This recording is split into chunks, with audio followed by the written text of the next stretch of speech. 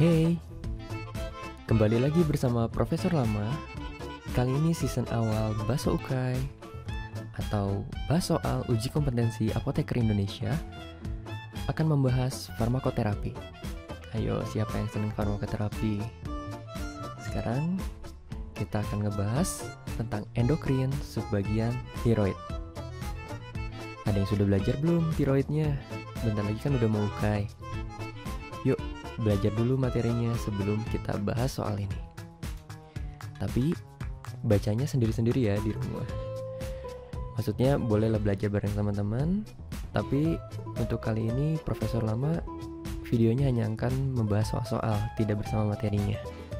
Jadi persiapin dulu ya teman-teman. Oke.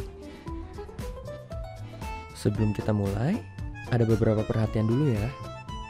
Yang pertama, soal-soal ini ditujukan untuk mengetahui sejauh mana kamu mengetahui bahasan-bahasan ini. Kerjakan dengan jujur ya. Lalu, ketika melihat simbol seperti ini di bagian atas video, silahkan pause video sejenak untuk memahami soal. Jika tidak di-pause, jawaban dan pembahasan akan segera muncul setelah tanda tersebut muncul. Yang terakhir, jangan lupa catat jawabanmu di selembar kertas ya, lalu hitung poinmu di akhir video dan jangan lupa komen di video ini jumlah skormu.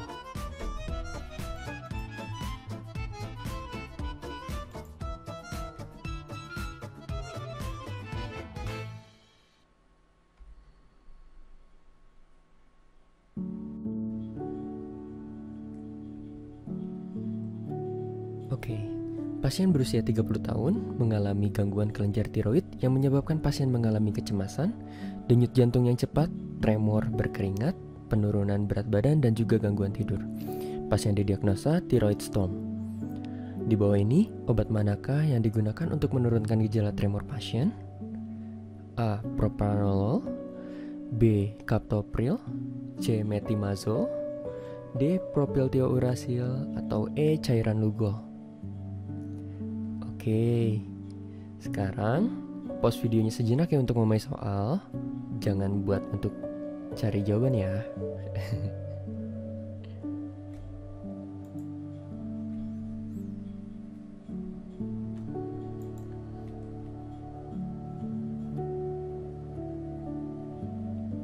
Oke, jawabannya adalah propranolol ya.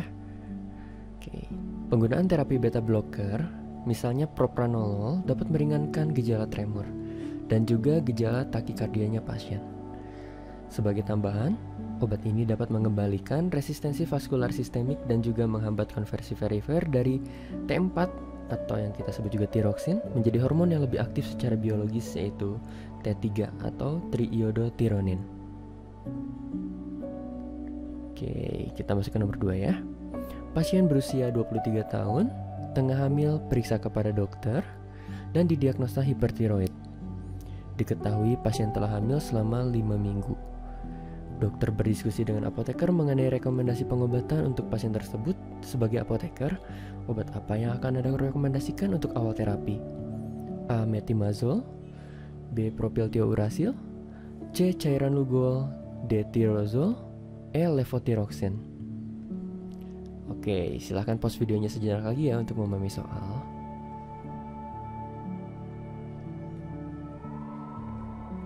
Oke, pasti udah tahu jawabannya kan ya? Jawabannya adalah propylthiouracil. Loh, kenapa? Kenapa PTU gitu kan? Jadi, metimazole atau MMI atau MMI dipertimbangkan memiliki bukti yang lebih jelas terhadap teratogenisitas dibandingkan PTU. Jadi yang dimaksud MMI ini jelas terbukti punya efek teratogen terhadap janin dibandingkan propylthiouracil. Oke, jadi ini adalah waktu atau trimester dari kehamilan suatu ibu, di mana pengobatan tiroid ini diawali pada trimester pertama menggunakan propylthiouracil. Untuk trimester kedua dan ketiga, para ahli merekomendasikan untuk menggunakan metimazole. Oke, sampai situ paham ya? Oke. Nomor 3, pasien berusia 20 tahun tengah menyusui, periksa kepada dokter dan diagnosa hipertiroid. Dokter berdiskusi dengan apoteker mengenai rekomendasi pengobatan untuk pasien. Sebagai apoteker, obat apa yang akan Anda rekomendasikan kepada dokter?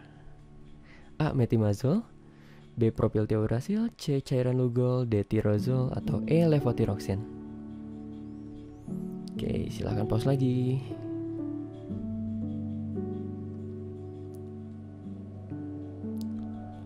Udah ya. Jawabannya adalah metimazol. Oke. Rekomendasi dari European Thyroid Association atau ETA tahun 2018, MMI menjadi lini pertama saat laktasi.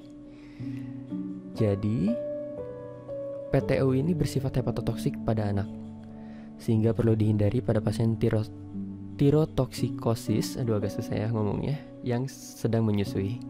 Meskipun MMI ini lebih banyak disekresikan pada ASI dibandingkan PTU, tetapi pada studi tersebut tidak ada pengaruh klinis yang signifikan terbukti pada pasien, pada janinnya maksudnya. Itu ya, jadi tadi saat hamil pada trimester pertama dan trimester kedua yang cocok itu, pada trimester pertama itu cocoknya menggunakan propylthiouracil, sedangkan trimester 2 dan 3 metimazol. Pada saat menyusui, metimazol lah yang menjadi lini pertama saat laktasi. Oke, nomor 4. Pasien pria berusia 25 tahun periksa kepada dokter dan didiagnosa hipertiroid. Kadar laboratorium apa yang perlu dipantau oleh pasien saat terapi menggunakan obat anti hipertiroid? A. T4 dan T3, B. T4, C. TSH, D. T3 dan TSH, E. T4 dan TSH. Nah, T4 itu tiroksin, T3 triiodothyronin, dan yang TSH adalah thyroid stimulating hormone. Oke, silakan pause video dulu sejenak.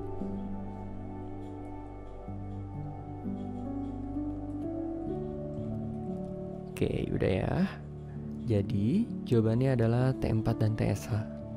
Kenapa? TSH serum merupakan uji yang paling sensitif untuk mengevaluasi fungsi tiroid. Pengukuran FT3 atau free triiodothyronin sangat berguna pada kondisi hipertiroid, tapi akan normal atau rendah pada kondisi hipotiroid. Untuk T4 bebas atau free T4 atau FT4 lebih merefleksikan fungsi kelenjar tiroid secara akurat ketika diuji bersama dengan TSH. Jadi banyak banget untuk dokter merekomendasikan pasiennya diuji T4 dan TSH-nya untuk menentukan apakah pasien tersebut hipertiroid atau hipotiroid, atau juga untuk menentukan penggunaan terapi tersebut apakah efektif atau tidak. Oke, nomor 5. Pasien berusia 20 tahun periksa kepada dokter dan didiagnosa hipertiroid yang disebabkan oleh kanker. Dokter berdiskusi dengan apoteker terkait pengobatan radiofarmaka yang akan diberikan kepada pasien. Apa rekomendasi Anda sebagai apoteker? A. Xenon 127, B. Technetium 99M, C. Krypton 81M, D. Iodine 131, atau E. Karbon 11. Oke, silahkan pause videonya.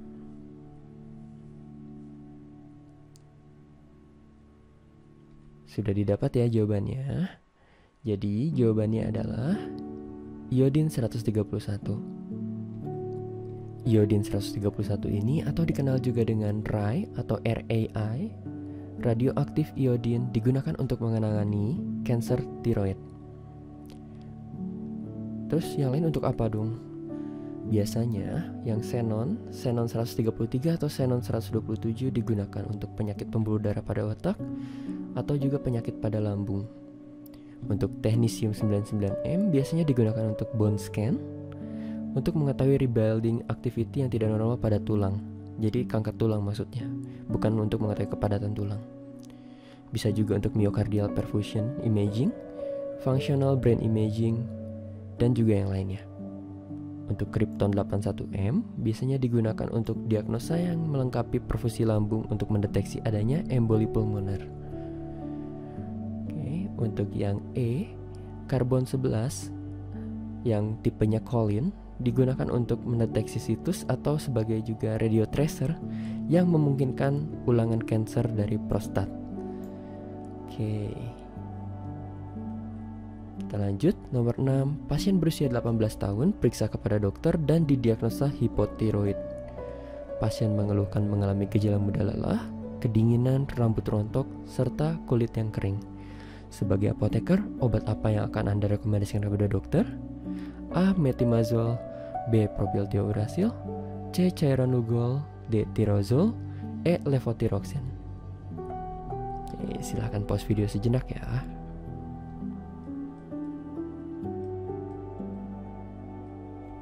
Nah, jadi jawabannya adalah levothyroxine. Obat ini, levothyroxine merupakan obat lini pertama dalam pengobatan hipotiroid. Oke, kita lanjut ke nomor 7. Pasien berusia 47 tahun diperiksa kepada dokter dan didiagnosa hipertiroid. Pasien memiliki riwayat penyakit jantung sehingga diberikan terapi captopril, amlodipin, clopidogrel, amiodaron, dan juga isosorbit dinitrat atau ISDN. Sebagai apoteker, obat apa yang Anda duga dapat menginduksi terjadinya hal tersebut? A. Captopril, B. Amlodipin, C. Clopidogrel, D. Amiodaron, E. ISDN. Oke, silahkan pause sejenak untuk memahami soal.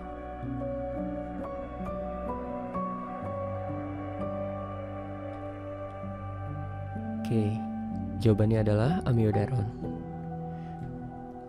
Amiodaron dapat menginduksi tirotoksikosis atau AIT. Amiodaron induced tirotoksikosis. Tirotoksikosis tersebut dimediasi oleh kandungan iodin pada amiodaron. Jadi, pada setiap 200 mg tabletnya terdapat 75 mg iodin. Nah, penggunaan jangka panjang dari amiodaron ini terdapat peningkatan 40 kali lipat kadar iodin plasma pada urin dan waktu paruh eliminasinya 50 hingga 100 hari. Jadi, kadar tiroidnya akan tinggi pada penggunaan amiodaron jangka panjang. Biasanya pasien-pasien yang mengalami gangguan irama jantung menggunakan amiodaron yang cukup panjang semasa hidupnya. Oke. Nomor 8, pasien berusia 13 tahun periksa kepada dokter dan didiagnosa hipertiroid. Dokter berdiskusi dengan apoteker mengenai rekomendasi pengobatan untuk pasien tersebut. Sebagai apoteker, obat apa yang akan Anda rekomendasikan untuk awal terapi pasien tersebut? A. Metimazol, B. Propylthiouracil, C. Cairan Lugol, D. Tirozol, atau E. Levothyroxine. Oke, silahkan pause video lagi sejenak ya.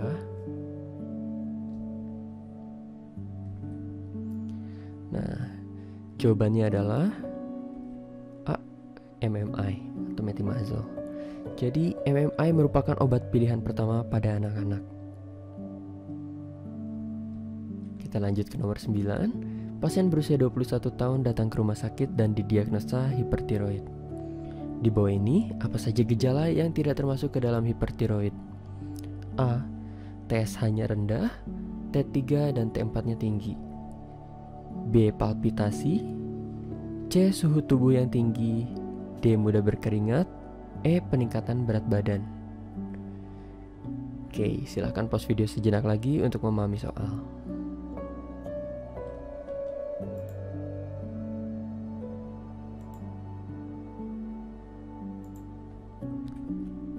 Oke, jawabannya adalah peningkatan berat badan, di mana peningkatan berat badan merupakan salah satu gejala dari hipotiroid, bukan hipertiroid. Oke, bisa lihat di tabel di samping. Jadi, di mana hipertiroid dan hipotiroid memiliki efek gejala yang berbeda, dan itu cukup khas. Kita bisa mulai dari organ otaknya, di mana pada pasien yang hipertiroid itu memiliki emosional yang lebih labil. Dia juga mengalami psikosis, kadang-kadang tremor, cemas, dan juga sulit tidur. Sedangkan pada hipotiroid, lemah, mengantuk, depresi, dan kemampuan bicaranya menurun.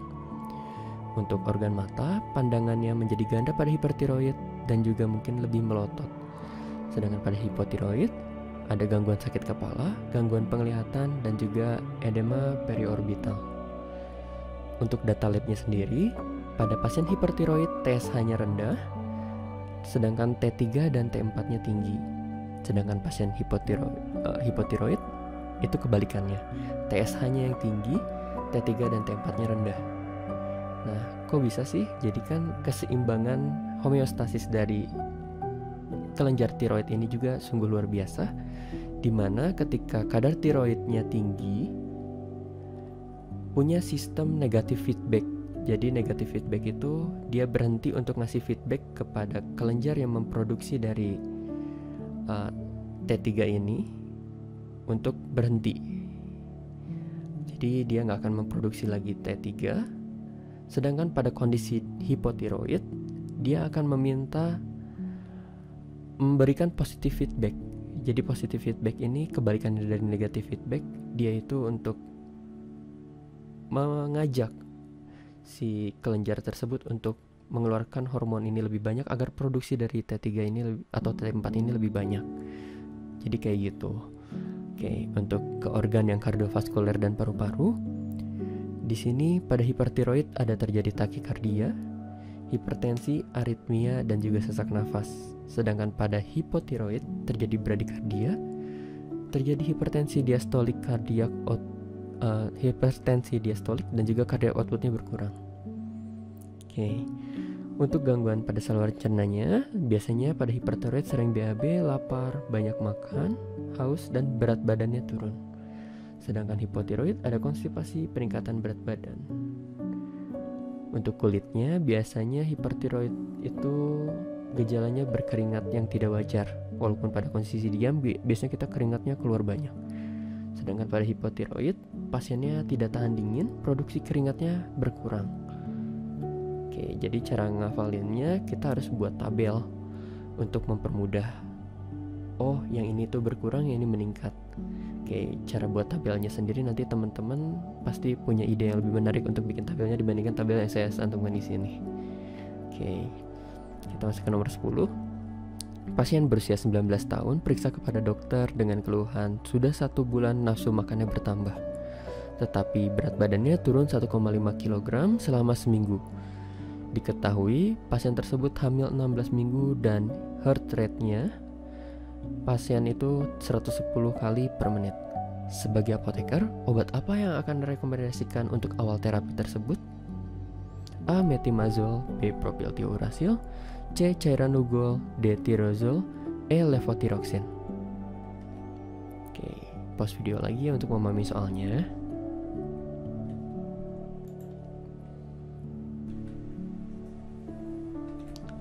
Oke, jawabannya adalah A.